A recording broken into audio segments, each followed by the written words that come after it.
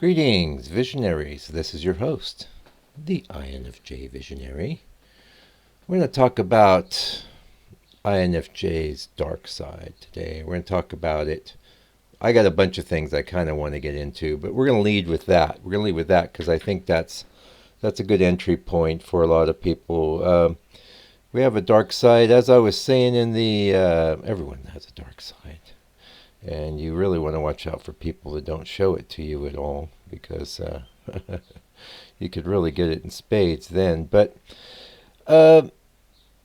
yeah, what happens with the INFJ when we go dark is this empathy that we have. I was getting into that in the last video, where how do you know if you're an INFJ or not? Well, you have empathy, you have a care for others, and it's almost an involuntary sort of care, in that you're just feeling what they're feeling, and so you can't help but be empathetic and care. But what happens when that goes dark is not good, and that's why I can give you specifics of INFJ supervillains in the movies, but I'm sure there's no shortage of them, because this is a thing. If I just got to speak for myself, if I've clicked to a mode with you as a person where I see you as an enemy and I see you as a threat, you better watch out, because I won't go out of my way to destroy you, but any opportunity that I have, I'll make sure that you can't get anywhere near me or anything that I care about.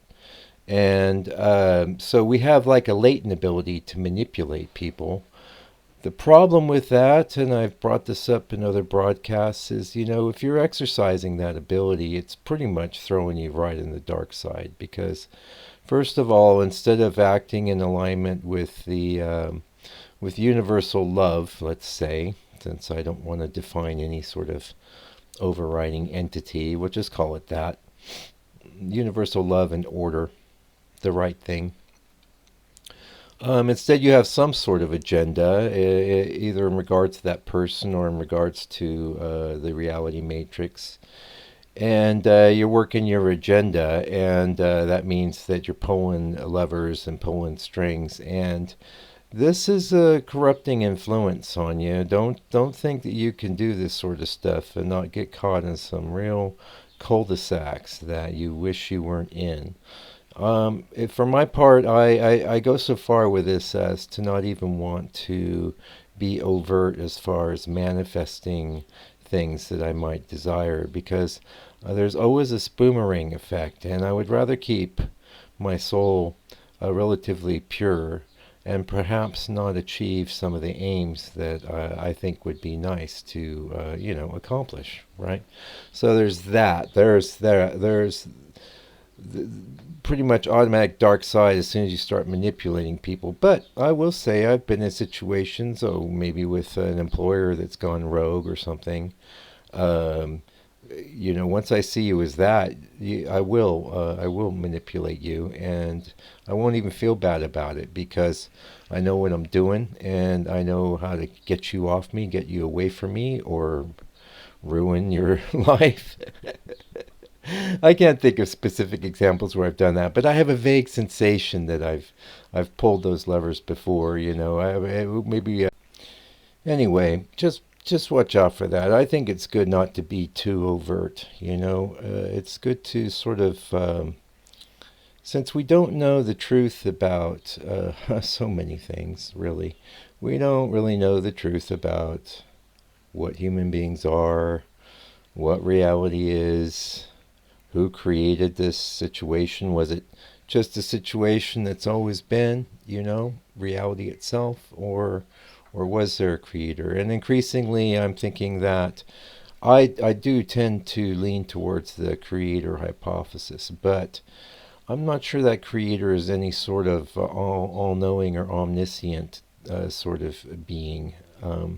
And the main reason for this is this would preclude free will. And what's the point of life without free will? You got to have agency, just like I was talking about before. You make a decision. You're going to be coming from a place of love or a place of fear. Now, if you're going into the dark side, you're going in the shadow, that's a place of fear. And what are the fruits that you're going to reap? Well, there will be the bitter fruits of fear, right? There'll be less connection with other people, less fulfillment from the work you're doing, right? Less satisfaction with the gains you achieve. So all of those things need to be taken into account. And sometimes it can, especially, I don't think we get, as INFJs, I don't think we get as much acknowledgement as we should for all the giving that we do. And that's all part of it. You know, if you're not getting acknowledgement for the giving you do, then you should pretty much examine why it is you're giving, okay? And I think the main reason to give is because giving just creates the flow of positive and loving energy in our reality.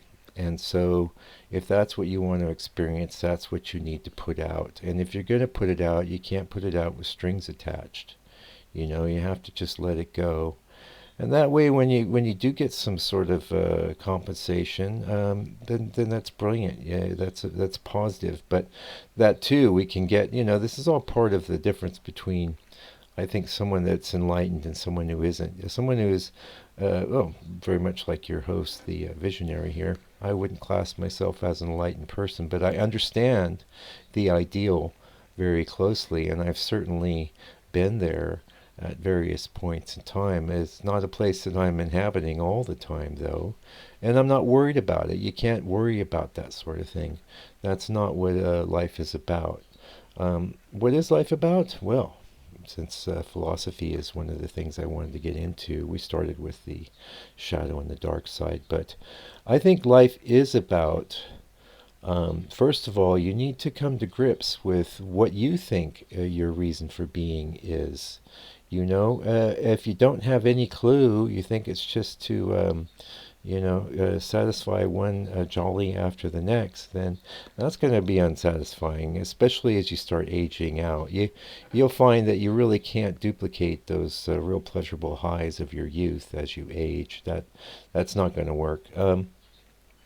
So you need to examine that. We need to have a reason for being. And I'll be honest with you, I'm always honest with you. I'm a very honest dragon. Um, it doesn't matter. It doesn't matter. You could find fulfillment being a janitor. It doesn't have to be some highfalutin thing.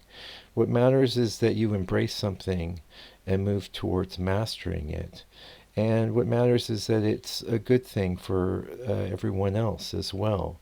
So in so many things that you might engage with or embark upon. Now, I'm an artist naturally, so most of what I'm doing is geared towards that.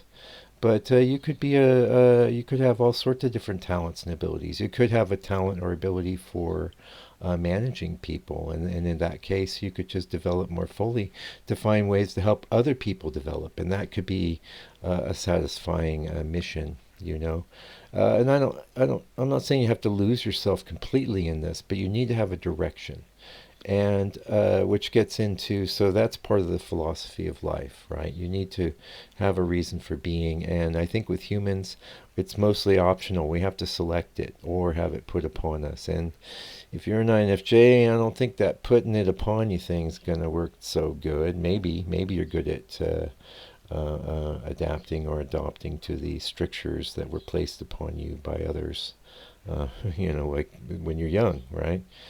But more likely, you're going to have to find your own way. And so we'll leave it pretty much there for now, just on purpose. But there's other questions like who or what are we? You know, those aren't easy to answer. But they do need to be considered. Why are we here? What is the purpose of existence? You know, it's a heady stuff, I know.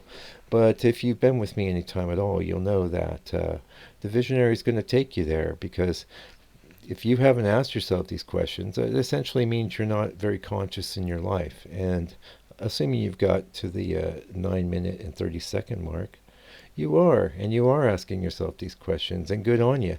There aren't any easy answers, but the questioning is all part of the journey, and the journey in many ways is the point.